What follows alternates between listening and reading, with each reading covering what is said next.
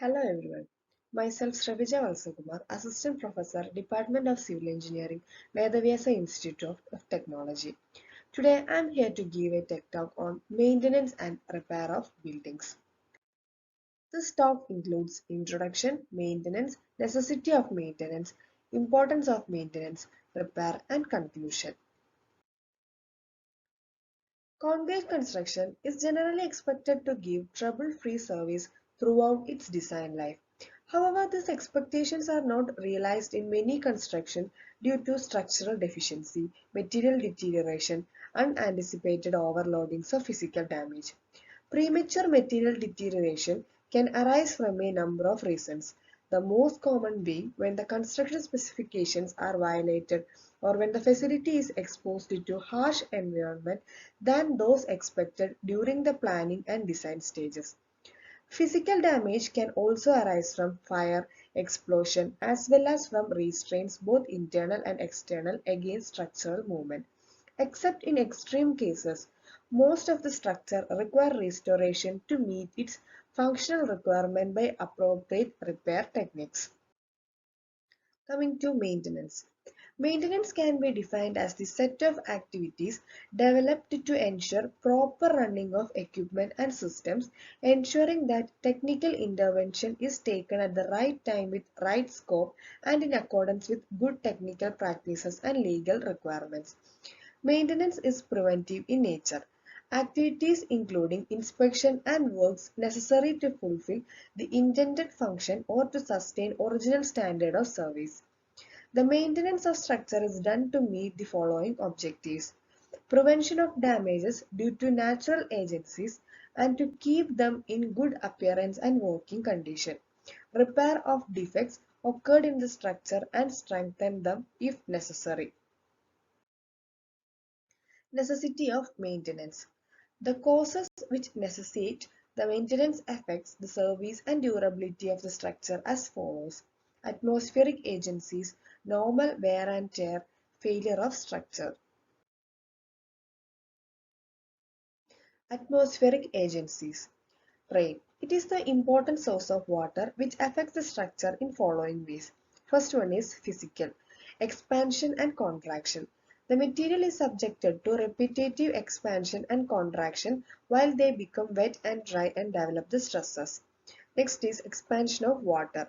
The variation of temperature causes the expansion and contraction, absorb water and affects the microstructure of the materials. Next is erosion. Transportation, attrition and abrasion of the materials is quite evident effect of water. The next one is chemical. The water available in nature contain acids and alkaline and other compound in dissolved form act over the material to give rise, which is known as chemical weathering. Wind is an agent which transports the abrasive material and assists the physical weathering. Its action is aggravated during rains, and when it is moving with high speed, it may contain acidic gases like carbon dioxide fumes, which may act over the material and penetrate quite deeply in material and structure. Temperature. The seasonal and annual variation of temperature, differences in temperature in two parts of the materials and the surface of material causes expansion and contraction. This movement of the material bond and adhesion between them is lost when it is repeated. The responsible for the development of cracks and the rock may break away into small units. Exploitation or peeling of the shell takes place if exterior layer is heated externally with respect to internal layers. Next is normal wear and tear. During the use of structure, it is subjected to abrasion and thereby it loses appearance and serviceability. Failure of structure.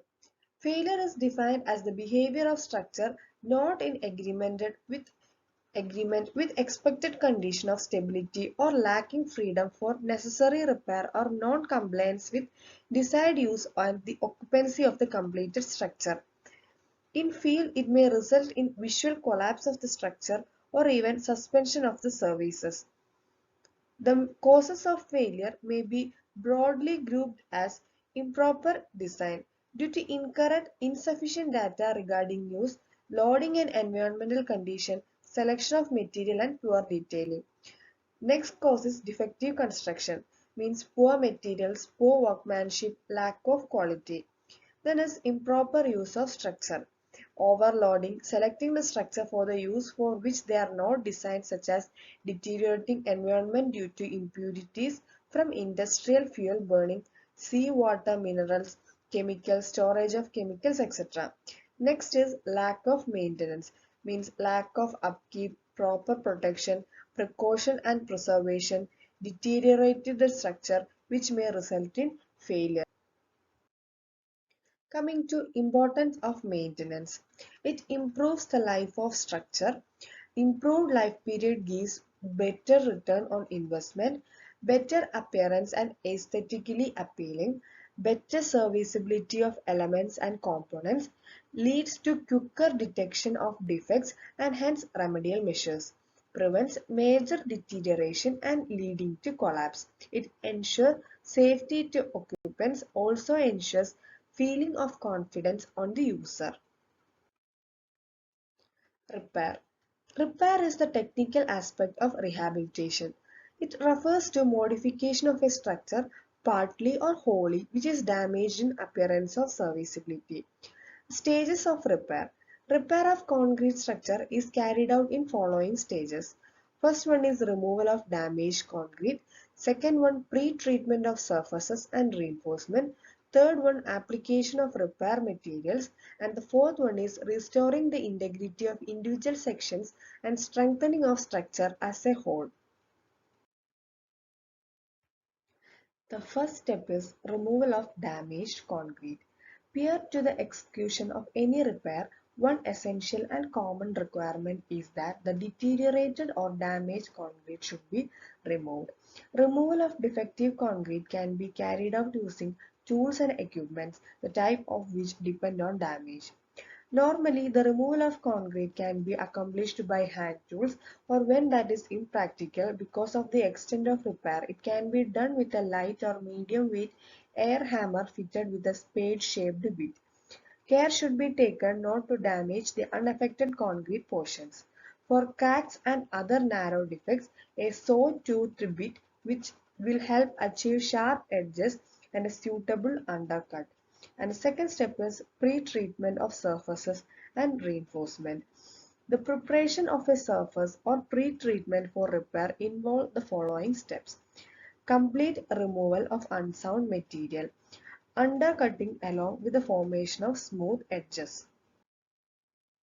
removal of the cracks from the surface, formation of a well-defined cavity geometry with rounded inside corners, providing rough but uniform surface for repair.